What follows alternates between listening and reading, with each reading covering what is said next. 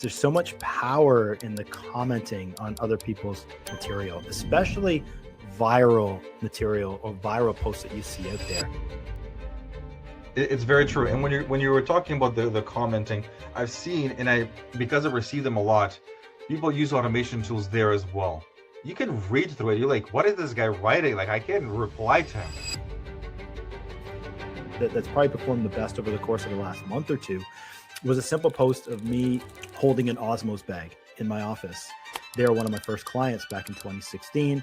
And the post just talks about my story of having Osmos as my first client and Osmos outgrowing my little boutique agency and going on to another agency that could get them the Toronto Raptors. So this story, it was just basically a story in a LinkedIn post and me holding the Osmos bag. This went bonkers. Got, tons of impressions.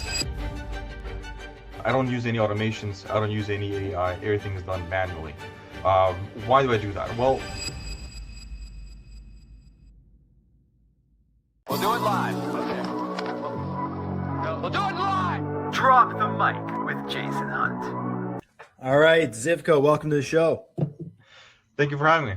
Yeah, definitely. Once I had the pleasure of being on your podcast and we got into a good conversation around the topic of LinkedIn. And it's one of those questions, at least I get a lot at events, is how I'm managing my LinkedIn, how I'm optimizing it, how I'm connecting with people. Am I using AI? Am I not? All these questions I want to get to in this episode, but I figured it'd be a great time to call on an expert in yourself, Zivko, around the LinkedIn platform. But before we get into that, maybe, give our listeners some insight in who you are, what your past is. You have a thorough background in broadcasting, right? And so talking a bit about that and how it got you to where you are today. Fantastic. Well, I started in radio broadcasting. I graduated in Mohawk College and I went to Chorus Entertainment. And I started that because I wanted to, I really enjoy talking to people. I think something can always happen and people like to work with people. So that was how things started. And at that point, I'm aging myself a little bit here. There was a Virgin Radio Facebook page that was just savage. They were just posting like hilarious things. And I felt there was a way to connect the radio with what was happening with social media then. And that's why I went in that direction. Once Chorus was acquired by Global Media, I was like, I don't know if I want to go through this path one more time. There's a lot of changes. And at that time, there was a friend of mine, Chad Fullerton, that he was like, hey, man, I'm doing WordPress websites. We can apply the same creative, the words and whatnot, and let's see what we can do together. So I did like a couple of websites, and that opened a whole new door with like the digital marketing. But every time I would start a project, there was always a point where they would say, what about the sales aspect? Like, what can we do for sales? Can we increase this? Can we run ads? It was always sales related. So with time, I kind of kept it on the side because it was cool, interesting, and creative.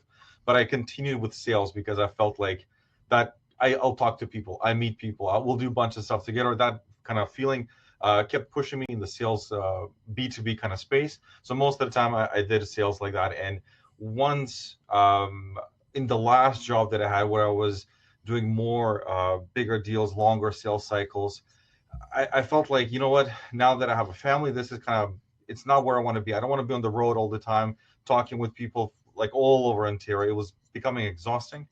And I was like, I'm going to continue what I want to do. And at that point, I used LinkedIn to connect with people and then meet them in person. That kind of opened the doors for me.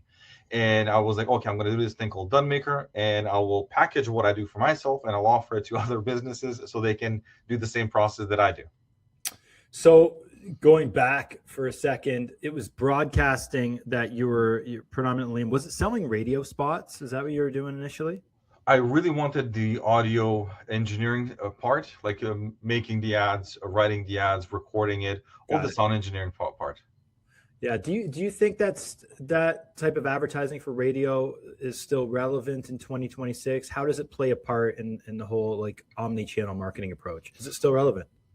I think it's relevant from branding perspective. Like it's a very good branding exercise because every time you're in the car, you turn on the radio.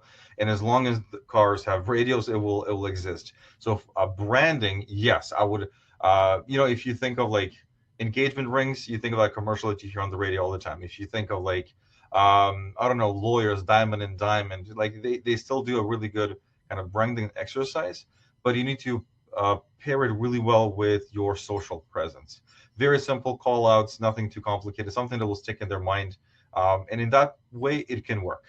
Yeah, I always say that to leads or prospects or clients who consider doing radio advertising. I'm like, yeah, radio advertising could work if it's parlayed with other efforts as well. So, for example, somebody's in their car coming home from work and they listen to the Grand at 101, which is a local station here in Fergus, Ontario, Canada. And then you're hammering the postal codes here in Fergus with some meta ads, right? So you can amplify the exposure that you're getting to that audience. I would never recommend just doing radio ads. I think it's a waste of money. You're leaving so much money on the table by only doing radio ads. So if you have a tiny budget, I don't think radio ads is a place to start.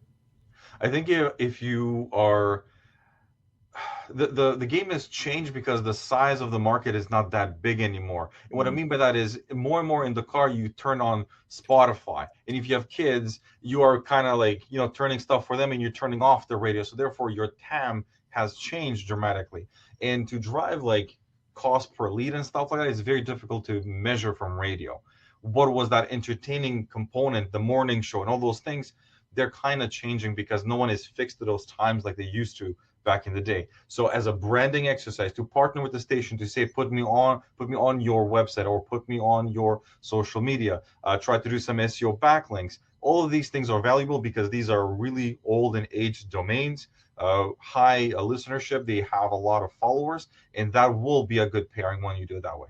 That's actually a smart strategy. Is if you're a radio station out there, and it's not like we target radio station owners or franchises or whatever, but if you own a radio station, I would totally package up the ability to leverage your Meta channel, your Facebook page, your Instagram profile, and I think this is a huge underlying opportunity that a lot of businesses miss. It's like, I would be amazing if I could promote my brand through somebody else's channel. Essentially, you're making the radio station your influencer and using their name and their brand to promote your business, as opposed to you just promoting your own business through your own Facebook profile.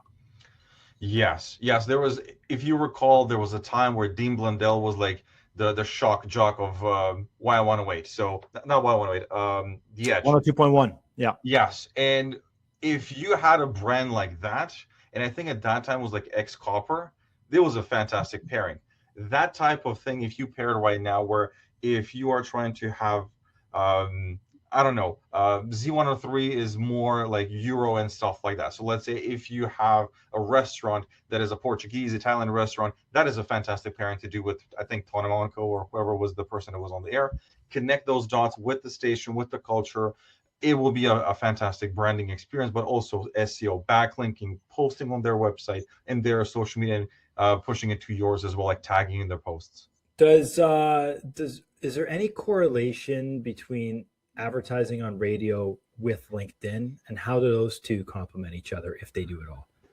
If you are let's say if you're playing the influencer game, then if you have a show or if you have some sort of brand deals, and then you do something like a YouTube podcast, or if you are doing LinkedIn posts, or you're trying to build a personal brand, you could do it that way. You could also do it in a way that, let's say, radio stations need experts to talk on specific subjects. So let's say there is something that could happen about AI, and you are a guest, you can promote that on your LinkedIn to say, I will talk to that station, that person. They typically save the clips on SoundClip or something like that.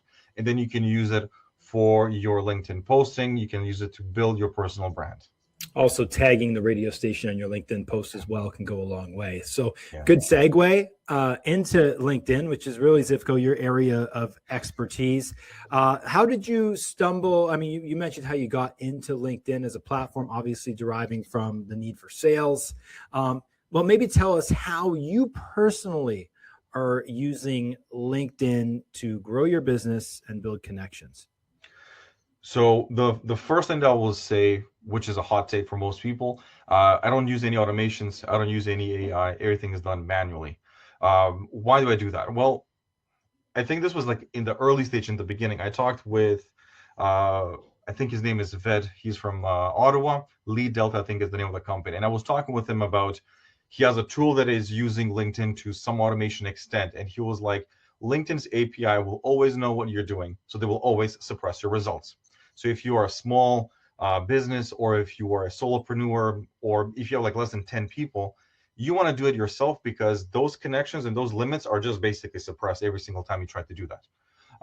And that was kind of like the confirmation that I needed, that this guy's, he's been doing it for a long time. So definitely I will do the way that I was doing it. I know it sounds unscalable, but once you start to make the connections and when you start making the sales, you know that I can put X amount of time and I will get X amount of return. So everything that I do is manual. There's no automations. And then the second piece is the AI part. When AI came, let's say like a year ago, like strong on LinkedIn, before it was just more like, do we do coding with it? What do we do? And then the creative generative AI came in. You started to notice the over-personalization and the fake flattery. Love what you do at company XYZ. I'm super impressed with your growth. Like all these things are, we never said that. I never had a meeting before and I would shake hands with someone like, love what you do with company. Like that's not true. There's no way that you know that what I'm doing. Only my employees and the team knows what I'm doing. So you started to notice this over-personalization, fake flattery, but also we're people. So sometimes we don't really update our LinkedIn. So then inaccurate information was picked up by the LLMs and they will congratulate you on something that is like completely wrong or outdated because you just forgot to change it. And I noticed that is not building B2B connections. It's not building to anything. I tried it. I was like, let me see this data enrichment process. I tried it and you just get really good connection rate and people just like stop pitch slapping. This is AI. I don't want to talk to you. And it just led to nothing. So that was the second confirmation. I'm like, I'm definitely not doing this. And I'll just go with the way that I know to do, which is strong, very clear, strong value propositions in the first message.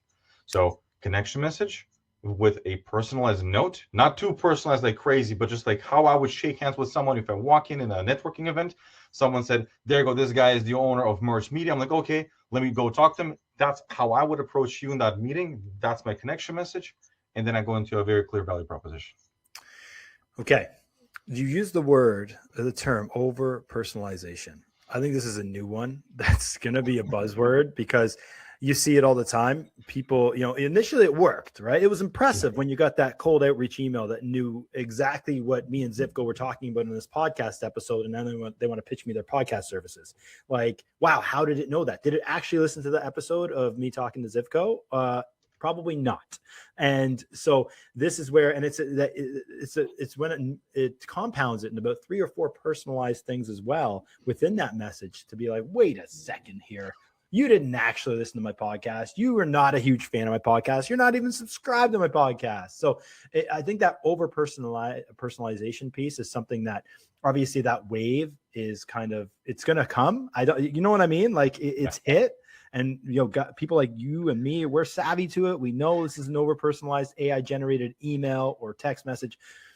I recently returned from speaking at a conference about AI and marketing, and my inbox went absolutely bonkers with people requesting my presentation slides. Now here's the thing. Instead of emailing slides to dozens of people, I decided to do something better. I launched Amplify Your Brand on School. It's where I'm sharing the AI tools that actually work, not the garbage everyone's hyping about. The exact processes our agency uses to save 15+ hours every week. Real strategies that drive results. You'll get my slides for my presentations, weekly live business audits, and access everything we do at Merged Media. No fluff, no BS, just what works. If you want to learn more, go check out Amplify Your Brand on School. That's school, SKOOL.com/AYB. See you on the inside. It's still coming though. I think there's going to be a lot more of that personalization stuff happening because of more people getting their hands on the AI and the ability to do it. So I think the key that you are saying here, Zivko, is personalize as much as possible within a given amount of time that you have to spend on the platform as well. Of course. And I feel like from what I've seen, because I've talked with some of the tech founders, they're really good with the automations and really good with technology. They hide their inability to sell with over-personalization. So if I ask them, how would you conduct a demo call or an intro call, or what is your one-to-many value proposition? What is it falls flat. There's nothing. They would just ran the automations to over-personalize and to flatter, and they will hope the LLM will give them some guidance. But if you go and talk to someone who does sales, they will just start asking questions. They will try to find a product market fit. They will try to find, is there an opportunity? If there isn't, we just move forward. Life goes on perfectly fine. Yeah. And with the personalization or over-personalization, they hide the fact that they don't have a strong value proposition. There's nothing that you're like, what are you trying to sell here? So break it down. How exactly does that connection message look like for you as an example? Can you provide an example of something you'd say in that? So I have several. I have several that I keep rotating because I don't have one that I will say this is like the winner. So one will be like, "Hi, my name is Zivko. I'm the CEO of DoneMaker. I would love to connect with people in, let's say, province because I help them get more clients through LinkedIn. Very clear why I want to connect with you and why we will, what will happen next." Or I have another client. She's a lawyer. She will say, "My name is such and such. I'm the CEO of law firm XYZ. Want to connect with people in Western Canada because I'm new to the area and I want to make new connections." So you're like, "Oh, that's a lawyer. I know what she will do next. I will not be surprised and there will be no pitch slap." So very transparent in your connection message. And those like a couple of the variations that I will start. I like how you said, "I'm new to the area." You know what I mean? Like saying that actually like that personalized sort of context where it's not like I'm looking to grow my network, which every third marketer says. Like, I don't care to grow my network with you based on that message. It's like, but I'm new to the area and I'm looking to expand, my relationships or whatever it is. I think that's genuine. You know what I mean? And I think that's the line we're trying to tinker with on LinkedIn. It's like how to be quick but be genuine at the same time. Yes. And when we talk about being genuine, I've seen people do this like fake FOMO. Like I want to talk to like 3 people in Toronto. Like, not really. You're blasting people on LinkedIn. So it needs to be authentic. It needs to be genuine. The client that I was mentioning is true. She moved from Calgary to BC. She wants to build new connections. I have someone from Nicole from Toronto. I wanted to work with lawyers that are in Toronto because I can show you I'm very successful. I can show you what we've done. And here are some case studies. Once you are genuine, when the next thing happens, you just follow it naturally. There's no switch and bait. And that feeling of switch and bait is what I've seen a lot of people do with in their connection message where they say, "I want to build my network." And then you pitch, you really don't want to build your network. Ugh. Right? Absolutely. Cringeworthy stuff. I mean, and that's one reason that actually hurts LinkedIn than helps LinkedIn as a platform when you have a lot of the spammers out there that are just, inundating your inbox with mail. And I see it all the time. To be honest, for myself, my personal behavior, when I have a connection request from somebody without a message, I actually accept those more often than not. Than when somebody has some sort of a message being like, "I want to grow my network." I actually don't entertain that because, as you know, it opens up the chat message, which then you just have to close anyway. It's that whole extra step you're trying to minimize or you're trying to get rid of entirely. I mean, to be honest, like we're all trying to eliminate the amount of steps it takes, whether to open up your LinkedIn, sift through content, open up an email inbox, get to the emails that matter. That's the battle we're facing in our heads every single day, is to get to what actually matters. So if you're on LinkedIn, how can you create your message in a way that actually matters to that prospect you're trying to connect with? So first, it starts with using LinkedIn Sales Navigator. I will say people underutilize that one. They jump into the messaging. Let's take a step back. So an easy example, and I'm saying easy example because in my mind, it's a 50-50 chance of you needing an accountant or a bookkeeper. Your business, you need an accountant. It's a 50-50 chance. Once you increase the size and how long you have been in business, 50-50 chance you need a lawyer. So those are very straightforward, yes, no answers. But you need to do your targeting because if you're targeting as a lawyer, someone that is year 1, they don't need you. They will use AI, they will copy, paste cookies, whatever. They will just do everything on their own, scrappy. Talk to someone that's 7 years, 3 lawsuits later, and you say, "This is what I do. I want to talk with you." It's a 50-50 chance of a yes or no. So you want to create really good targeting, very accurate targeting. If you can narrow it down, for example, I have a client that does CRO for Shopify stores. D2C brands in 2026, 90% of them have a Shopify store. 10% will probably use WooCommerce. So you will reach out to the right person. And again, it's more like a 50-50. Is it a yes or no? You want a CRO or you know? Spamming happens when you're reaching out to that person with an offer that is completely not, it's not even with it's a miss. You would see someone that will take a client that will say, the person, let's say it's a real estate agent, reach out to wealthy people. Like, dude, like that's not going to work. The way for you to identify if there is a level of interest is non-existent. Just because someone has money and you're going to reach out, have a condo that is being built somewhere, you will have a lot of people that will not be happy. So targeting, Sales Navigator, use it wisely, set your filters the right way. then you will go with a clear value proposition. The first sentence in your message one is a very clear value proposition. I do this for those people. This is the outcome. This is how I do it. That last piece, how I do it, is very important, because you've probably received an email where someone says, I can get you 45 calls, and they don't say how or why. So you're like, I don't want to continue. But if you tell me a little bit more, by doing AI, by doing this, by paid ads, then maybe I'll entertain the idea, because you gave me a clear value proposition, basically. Yeah, I think you hit on a great point. It's and you're going to get better conversions when you can marry up that message to the person seeing it as closely as possible. So, I always say, if you're speaking to everybody, you're speaking to nobody. And that's what happens with a lot of those LinkedIn messages that are obviously not specifically speaking to you. Like, I got my blinders on for those. I'm not even reading past the first sentence if I get that sense. So that's a good point that you brought up there, is really using Sales Nav to figure out the exact ICP, ideal customer profile, or consumer or client profile you want to go after. That's a very good point. So just to circle back. So if I'm somebody that wants to connect with my ideal target audience, I'm going to send a connection request. I'm going to make that message send to them, very concise, to the point, maybe say what I do. That's it. Looking to connect, whatever it is. Okay. And then from there, I'm going to enter their ecosystem with maybe a direct message, perhaps through Sales Nav. And am I dropping the case study in that initial message? Do I have to get their attention before dropping a case study? So what I've seen, if you include any online asset, your engagement drops, because they just switch off, or they build their own idea of what you do.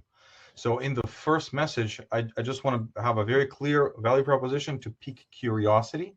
In the last sentence, it would be a question like, I want to show you how I've done this for clients similar to you, or I want to show you the process exactly how I would run it for you, or I want to run some math and numbers exactly for your business on a short 20-minute call. And if they say, I don't want to talk, send me a pitch deck, or I want more information, great, we're talking, then you just go with the follow-ups. It's a very normal sales cycle.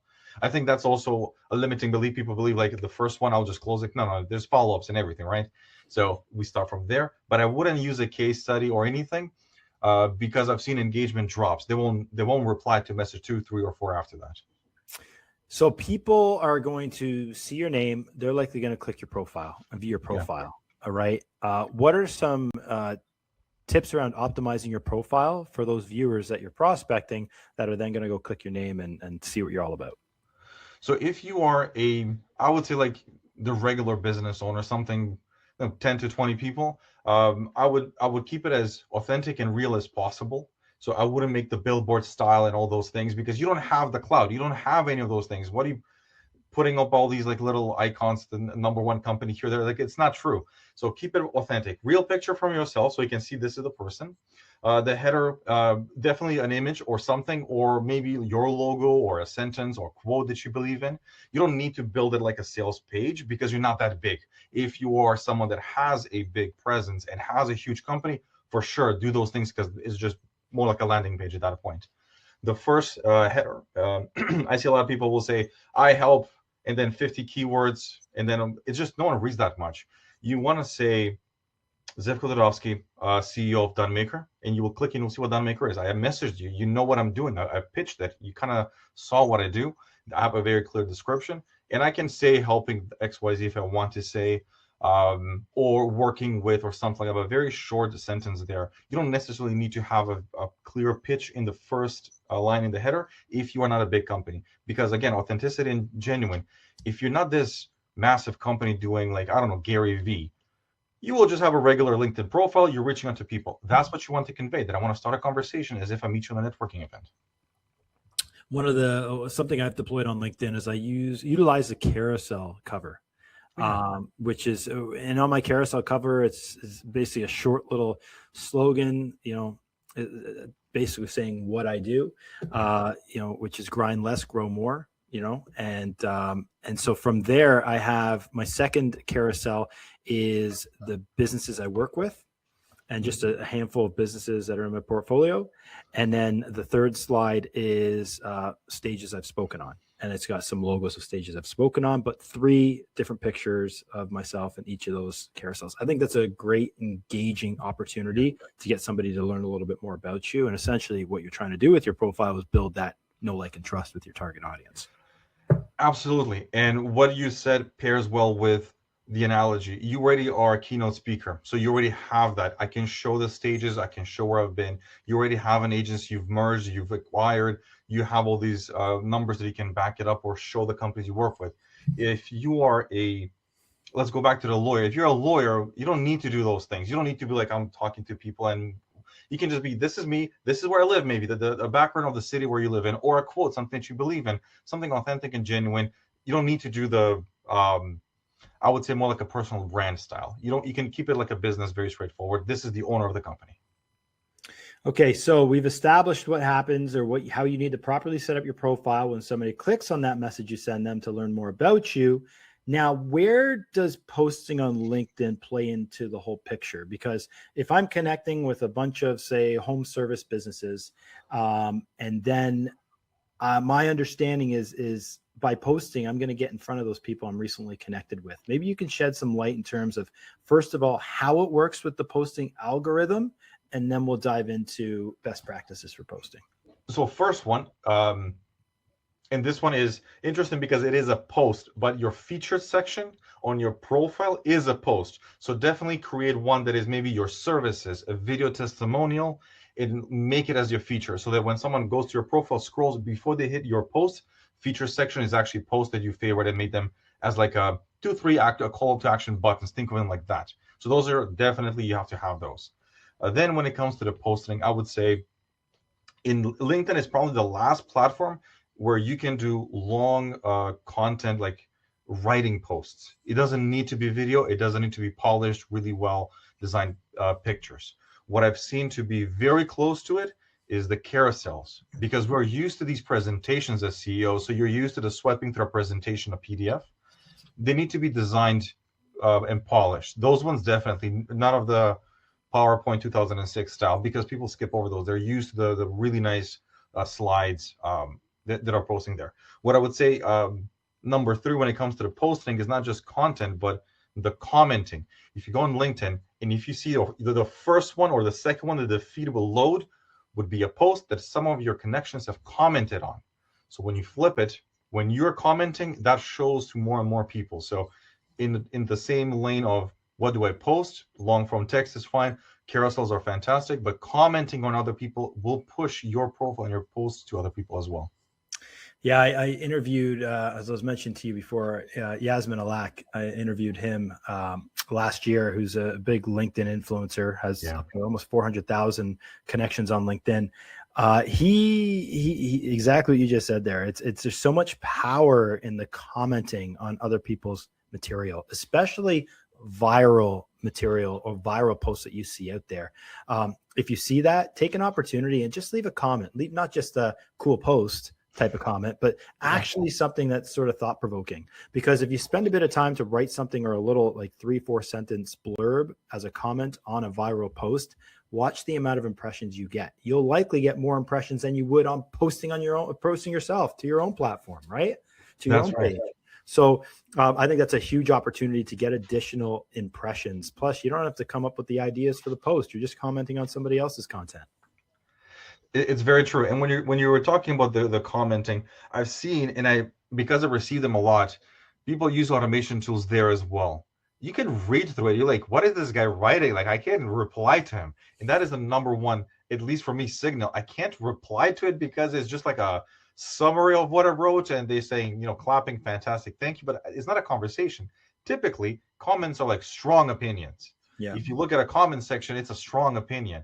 And if someone just writes, wow, I'm on the same page with you, and this is a good topic, I don't even reply to those because I know it's not genuine. It is written with AI. They don't want to talk to me. They just want to inflate their numbers. You want to have a comment that is a strong opinion, that you believe in something. If someone writes something, you disagree with them, write why you're disagreeing, but that will be pushed to other people, and you will see an increase in your engagement and in your social media presence there. Yes, I find that the content in itself in a post is very different, obviously, than Instagram. If you're just posting Instagram or Facebook content on the LinkedIn, it's probably not going to perform very well. The narrative that is working really well on LinkedIn is telling personalized stories. It's personalized stories of things that have happened in your past. Resilience moments. resilient moments of maybe challenges you've overcome within your business. These kind of stories work really, really well on LinkedIn with a post with minimal text, if maybe no text. Those are the posts that I find that are getting the most virality on LinkedIn. And my specific one that's probably performed the best over the course of the last month or two was a simple post of me holding an Osmos bag in my office. And Osmos, for those not familiar, it's a big shawarma chain here in Canada. They were one of my first clients back in 2016. And the post just talks about my story of having Osmos as my first client and Osmos outgrowing my little boutique agency and going on to another agency that could get them the Toronto Raptors. So this story, it was just basically a story in a LinkedIn post and me holding the Osmos bag. This went bonkers. Got tons of impressions. It helps that Osmos actually commented on it as well. But it opened up. We had a flood, hundreds of comments on it. It was just a fantastic post. But that, to me, was a clear tell sign, like this is the type of content we need to create on LinkedIn.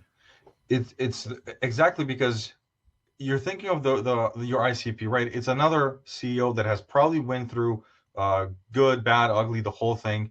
And when you see that someone is relating and talking about the same thing, or you're seeing, oh, it's not just me, there's more people that are going through the same thing, you relate to it, you stay with it, you comment, you talk about it. One of the most recent podcasts that I did, the guy started a company, and he had twins with autism, and he had a daughter. And just saying that sentence, I was like, how did you do it? How did you, like, with the stress levels? He's like, I have a full life. His perspective was so different. He didn't say it was difficult. He's like, I have a full life. The day is full. It's fast.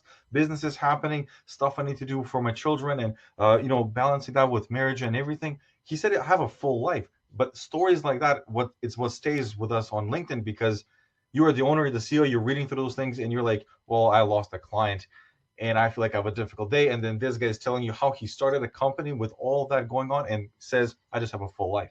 Yeah, and that's a good point, right? People are on LinkedIn looking for inspiration, right? Not just looking to find a new tool to help them make things more efficient, but they're actually looking for those inspiration and motivation. And I think there's no shortage of that. And maybe that's what's kind of packed into that algorithm, is those kind of stories that LinkedIn wants to show to more people. And we see that happening. But my next question is around Cadence. How often do you recommend somebody post to their LinkedIn? So I post several times a day.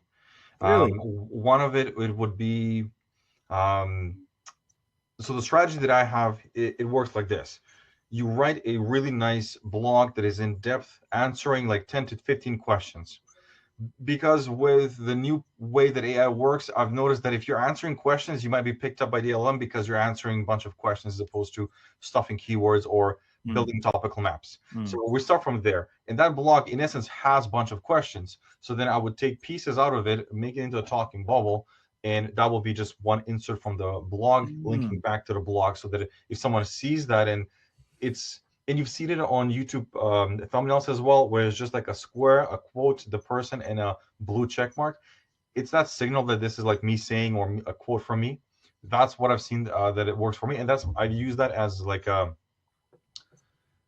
more to stay active on the topics that I talk with, because there's so many that I want to keep covering around LinkedIn. And the other one is the long form posts, where you go in depth into one specific topic. So I post every day, plus one that will be like the really long one. The other ones are actually from the blog that are quotes. Are you linking to the blog within the comment section or in the post itself? I link in the post itself. And what I do for the podcast videos that I share there, I do it in the comment section. So we'll say full podcast in the comment section. I haven't seen a huge difference in either or, because I run both simultaneously. Interesting. Okay, so there's no difference, because I've heard many times that it's always going to hurt your reach if you put it within the post itself. But that's interesting to hear. I personally have always put it in the comments. I have not tried it in a while, so I'll definitely be testing that one out for sure. Yeah. See how it works. Articles, LinkedIn articles, are they still relevant? Are you spending time writing LinkedIn articles? Historically, when I've tested LinkedIn articles, I never got a ton of reach. So I don't do the articles. I don't do the newsletters. I have a client that does the newsletters, and they build a newsletter. I do believe in that. You want to own first-party data. So why would I write articles on, not just on LinkedIn, but like on Medium? I wouldn't do it there as well. I will only do it on the blog, and I will try to have some sort of a lead magnet. And the way that I would do is definitely people have all kinds of different buckets. The way that I do it is top of the funnel, middle, and bottom. And one is really broad topics. Now we're going, like a specific would be, do you use LinkedIn as a way to get B2B clients? Middle would be, what do I write in the connection message? And bottom would be, what is the average connection rate when you do LinkedIn outreach? So I know that you're somewhere in those funnels. Based on that, you would have a different lead magnet. And the lead magnet can be, go to the next video, or this is a fantastic topic, check out the blog, or maybe here's a checklist. But don't throw all of that in your first blog that is a top of the funnel blog style or post, because there will be a disconnect in the customer journey. Yeah, I get that question a lot. It's like, oh, I'm posting blogs to my Substack, and I'm like, well, it's cool, but it's not really helping out, getting any search traffic to your website, which is kind of what you want. So I've actually encouraged clients that did have Substacks to move their content to their own blog, where it can be better, more self-serving on their blog rather than sending that traffic to it, like you said, a third-party website, right? Definitely. Yeah, for sure. Anything else in the LinkedIn topic that we didn't touch on that you want to hit? A quick tip for everyone that wants to kind of remove automations or to detect if someone is using automations. If you go to my profile, Zivko Dodovski, you will see there is a dot, space, and then my name. So I did that deliberately because automation tools cannot detect. They can remove icons and emojis, but they will not detect, is that a dot because it's a middle name abbreviated, or what is it for? And then you will start receiving message. So I would receive a message that will say, dot space, Zivko, how are you doing today, or something. And I'm like, okay, that's automated. It's not someone reaching out to me. So something like that will help you filter out who is genuinely manually connecting with you and who is just running automations, so that you don't even worry in the connection message or after the fact what happens. That's number one, I would say. Number two, LinkedIn is not for everyone. LinkedIn is really good for B2B. I have D2C brands that we talked with. We can't do anything. Can you reach out to people that are interested in running? I can't, because maybe the CEO doesn't put that, but you will be able to find that based on different signals on Meta and when you run Meta ads, and then Meta ads is fantastic. But for D2C brands or for other, there's like, if you are targeting HVAC or construction, they're not on LinkedIn. The company needs to be big enough to have someone on LinkedIn that made the LinkedIn page. They're just super active doing their projects. When a project happens, everything drops. They just work. They will run probably Google ads or Meta ads, maybe. So LinkedIn is not this place for everyone. It's really good for building relationships. And on the same note, number three, some relationships cannot be built. And I know that's a hot take, but I have someone though. 100%. No, and to piggyback onto that, talking about hot takes, because I wanted to go down a bit of a rabbit hole of paid ads on LinkedIn, because we do them for clients. I don't recommend them too often to clients. Sometimes I will if they have the budget for it, but historically LinkedIn will charge 5x on what we pay on Meta. So the strategy that I deploy for LinkedIn ads is, let's run a testing budget on Meta to find out the creative and copy and headline that works best. Let's grab that one winner and deploy that to LinkedIn. You don't want to use LinkedIn as a testing ground for ads ever, because you're just going to blow your budget and you're not going to see much of a result from it. It's super expensive. You're absolutely right. And I feel like people bounce around between social media platforms all the time. So if you run retargeting or some sort of a lookalike audience on Facebook or through Google as well for retargeting, that will also be a good strategy for a lot less of a budget, because LinkedIn is probably the most expensive. I think the Sales Navigator tool is the best one they have in order to target, no need to scrape or anything like that, and which ties into the relationships that cannot be built. Even if you have LinkedIn, and I can see who is the CEO of the Hemingway AI app, for example, you're not going to talk to him. He won't give you the time of day. You need to be in some sort of a network that he knows people or she knows people, and you're there. I have people that there was a guy we talked with last week, I think, and he's like, we're reaching out to CTOs of law firms that have 500 plus employees. I'm like, good luck. good luck. Once you figure that one out, let me know, because that person, that CTO, does not talk to you. He has different circles, different way of doing business. So there's limits to how high you can actually go to establish connections and who you want to really target in a company that is that big. It's not going to be a CTO or the CIO. Someone else, if they're your ICP, great. So you should be realistic that LinkedIn is not a place that I will definitely connect with whoever I want. That's right. Yeah, you see that. Those higher level, C-level executives, they're ghosting you on LinkedIn. And if they are answering you on LinkedIn, they're probably not answering you on LinkedIn. Right. Right on. Awesome. Well, Zivko, this has been an awesome deep dive into LinkedIn. If our audience has any questions for you, what's the best way for them to get in touch? LinkedIn, or you can go on DoneMaker.com. There's a book a call. You can talk with me directly. Awesome. Zivko, thanks for your time. Thank you, Justin. Bye. Hey, thank you, podcast listener, for checking out that episode of Drop the Mic. If you like that episode, I would love it if you went on over to your podcast platform and left us a 5-star review. And if you don't want to miss an upcoming episode of Drop the Mic, make sure you hit that subscribe button as well.